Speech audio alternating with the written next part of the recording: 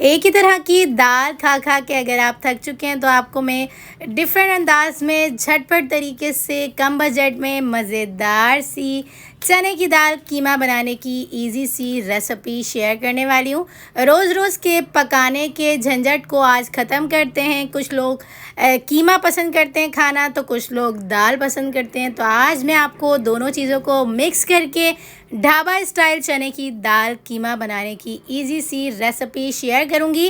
तो आपने वीडियो को एंड तक लाजमी से देखना है और रेसिपी अच्छी लगे तो रेसिपी को थम्स अप भी ज़रूर से देना है। तो चले फिर रेसिपी को बनाना स्टार्ट करते हैं।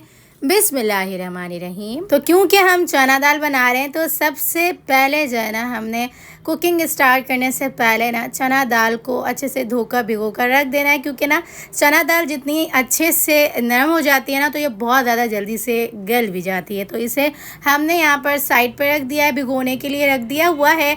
इसके बाद जो है ना यहाँ पर हम कुकिंग प्रोसेस करेंगे ना तो इतने में हमारी दाल अच्छे से गल जाएगी। एक पैन के अंदर आधा कप तेल ऐड करेंगे, इसके साथ चॉप की हुई 2 अदद प्याज ऐड कर देंगे। चॉप की हुई ऐड की है, आप चाहें तो रफली सी कट की हुई भी ऐड कर सकते हैं, लेकिन चॉप की हुई से ना ग्रेवी बहुत मज़ेदार सी बन के आती है। तो जब आप चने की दाल कीमा बनाया करें ना तो चॉप की हुई ऐड किया करें प्याज। यहाँ पर मैंने 1 टेबल स्पून लहसुन और अदरक का पेस्ट ऐड कर दिया। दोनों चीज़ों को अच्छे से भून लिया है। प्याज जब अच्छे से कलर चेंज कर लेंगी ना तो इसके बाद यहाँ पर हम और भी इंग्रेडिएंट्स ऐड करेंगे।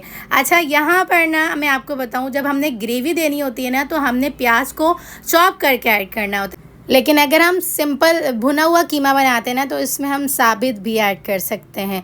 तो लेकिन हम यहाँ पर चने की दाल भी डाल रहे हैं ना, तो इसलिए हमने यहाँ पर जो है ना प्याज को चॉप करके ऐड किया है। जब प्याज अच्छे से भुन जाएंगी, कलर चेंज कर लेगी प्याज, तो इसके अंदर हम यहाँ पर जो है ना कीमा ऐड कर देंगे। तो कीमा मैंने ना तकरीबन भी यहाँ पर 500 ग्राम्स के करीब ऐड किया है, क्योंकि हम दाल भी ऐड करेंगे ना तो इसलिए मैंने यहाँ पर कीमा जो है ना थोड़ा सा कम लिया है, क्योंकि हमने यहाँ पर हाफ केजी की रेसिपी बनानी है ना तो इसलिए 500 कीमा और यहाँ पर तकरीबन भी मैक्सिमम हमने यहाँ पर 300 ग्राम्स के करीब चना दाल ऐड करनी है ना।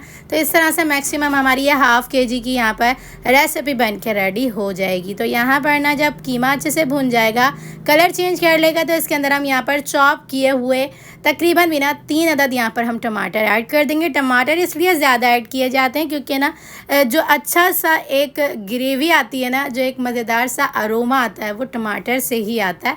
तो इसलिए यहाँ पर हमने टमाटर जो है वो ज़्यादा ऐड किए हैं। दोनों चीज़ें मैंने चॉप की हुई इसलिए ऐड किए हैं। एक फ़ायदा ये हो जाता है कि यहाँ पर ना मसाला जल्दी से भुन जाता है अगर हम यहाँ पर चॉप की हुई जो है वो प्याज और टमाटर ऐड करते हैं। तो यहाँ पर दोनों चीज़ों को अच्छे से मिक्सिंग करने के बाद 1 अदद बड़ी इलायची ऐड कर देंगे, 1.5 टेबल स्पून धनिया पाउडर, 1 टेबल स्पून लाल मिर्च पाउडर, हाफ टी स्पून हल्दी पाउडर, साथ ही हमने यहाँ पर हाफ टेबल स्पून नमक ऐड करके अच्छे से मिक्सिंग कर लेनी है, भुनाई कर लेनी है।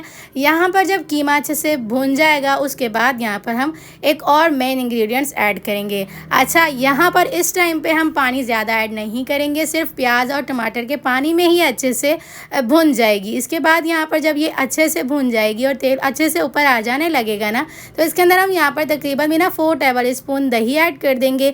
गाढ़ा वाला दही ऐड करेंगे ना तो इस तरह से ना हमारी जो ग्रेवी है ना वो भी थोड़ी सी गाढ़ी सी बन के आएगी। अच्छा, यहाँ पर मैं आपको बताऊँ, कुछ लोग जो है ना वो चना दाल जो है वो थोड़ी सी पीस कर इस्तेमाल करते हैं, लेकिन मैं यहाँ पर जो है ना खड़ी खड़ी इस्तेमाल करूँगी, क्योंकि जो है ना हमने चने की दाल कीमा खड़ा खड़ा बनाना है। अगर आपको यहाँ पर जो है वो थोड़ी सी बिल्कुल लिक्विड सी चाहिए हो तो आप जो है ना चना दाल को पहले गला लीजिएगा, लेकिन मैं बग़ैर गलाए ऐड करूँगी तो इसलिए इस टाइम पे मैंने फुल प्रोसेस कीमे का कर लिया है। अच्छी सी भुनाई कर ली है। दही का पानी अच्छे से ड्राई करने के बाद ना 1 गिलास पानी ऐड करेंगे, ढक्कन बंद करेंगे और तकरीबन भी जो है ना इसे हमने 15 मिनट तक अच्छे से कुक करना है।